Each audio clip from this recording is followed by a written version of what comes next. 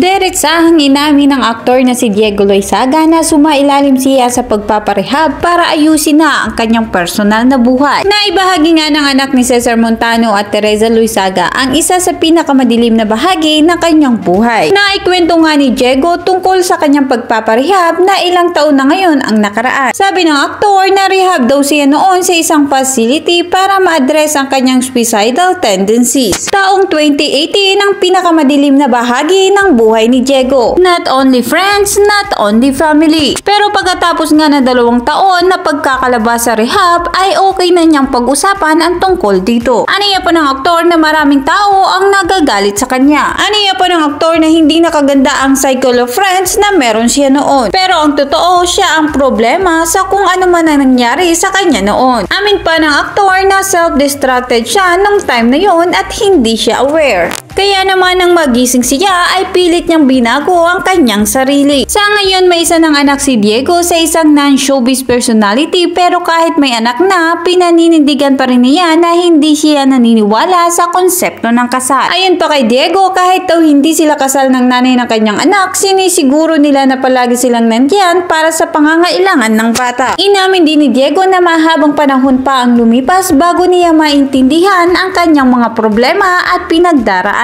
Pero ang mahalaga ngayon ay naiintindihan niya at nalampasan niya ang pagsubok sa kanyang buhay. So that's all for today mga ka-chika. This is your Project EU. Please like and subscribe. See you at my next chika.